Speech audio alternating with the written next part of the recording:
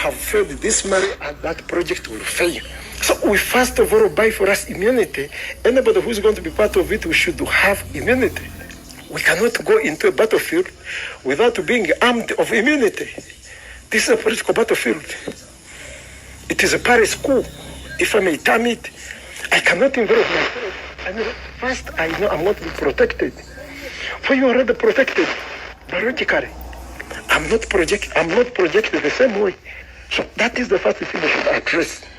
Before we get our that, we first of all know how are we going to discuss the project. Then secondary, how are we going to be armed of immunity? Or how are we going to be armed with immunity so that if anything goes by that, we are going to bail ourselves out. Who's going to stand there apart from denying their involvement?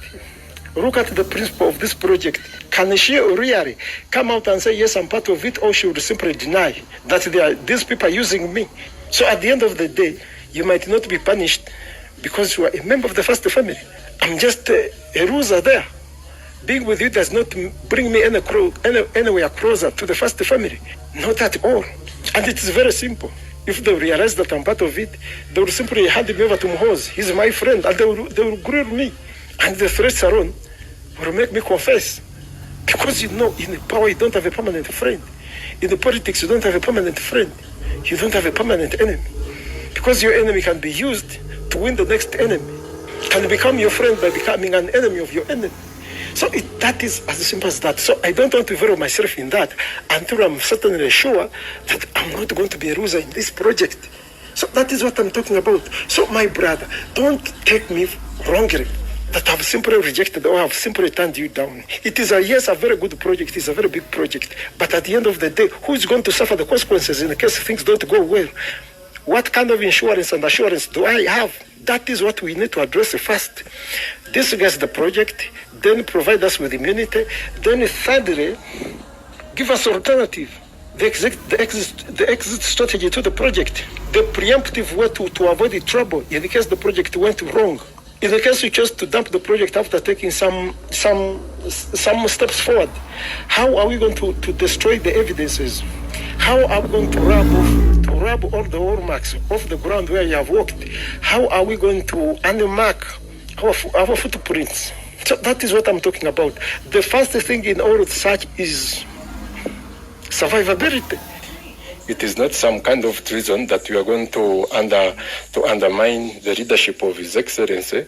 It is not that we are going to undermine the leadership of anybody. But we are talking of a project that we are going to base within NRM to deflect some members who might become a stumbling block in the transition process of a new leader within NRM, who might end up dividing the party because they think Uganda is indebted to them. That is the whole project that we are looking at.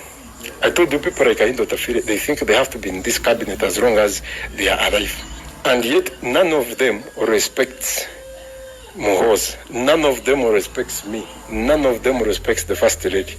And in that auspice, we are looking at how we can create a new wave that can displace such people. And we have people who are pro-Musei, who are pro-Mama, and they can sit on the same desk, on the same row. You should not ever come back to Parliament. Those are the things we're looking at. So, and that is what I'm talking about. I hope this time you understand me better. Well, if that is the case really, then it is okay. It is okay. If that is what you intend to do, that is very fine. It is everywhere on earth. Such a political strategy is very okay.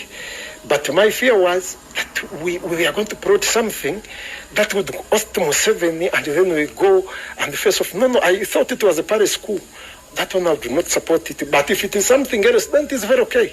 It is very okay. If we can host some members who are not for us, then that is very fine. No, another thing I want to also talk about is there is also sort of people who are so much from Muhoz. Some of them should also be disorganized a bit.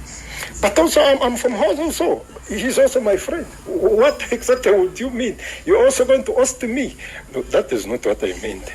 For you, a very good journalist, and you are very technical, a very good project manager. But now the people I'm looking at are those who are coercively holding power in the military and in intelligence. Those are the people we need to sabotage a bit. You disorganize them so you can loosen the connection between the two. That is what I'm trying to talk about.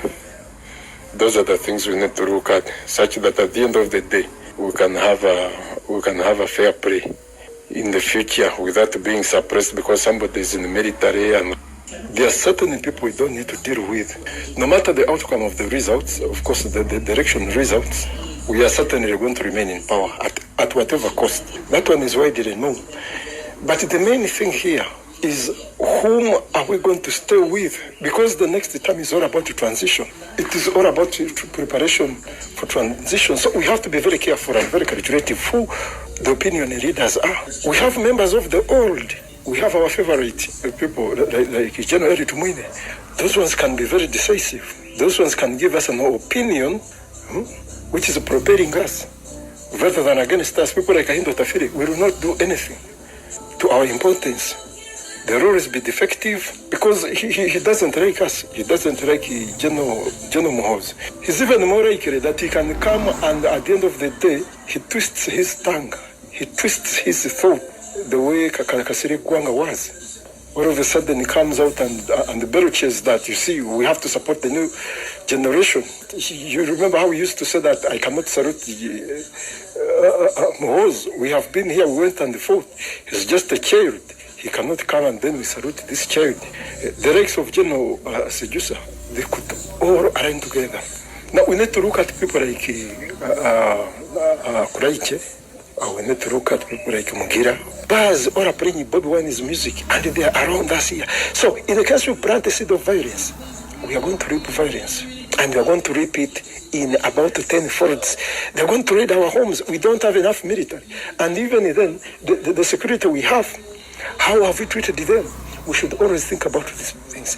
Are they the kind of people who are going to bear with us when the people uprise? Are they the people who are going to defend us? Are they willing to lay their lives for us? What have we done for them? Haven't they starved because we assume they're on a payroll, government is paying them, so and that is their job? Have we thought about when we are throwing food in the dustbin that these people too are human beings? All we do is to send them kaunga, we send them beans ourselves. Forget about the arrogance that we always preach and the pride we always have. No, but let us examine exactly what is on the ground. We are becoming extremely unpopular. His Excellency is becoming extremely unpopular. It is a shame that after 35 years in power, you still have to campaign to tell the people what you have done for them.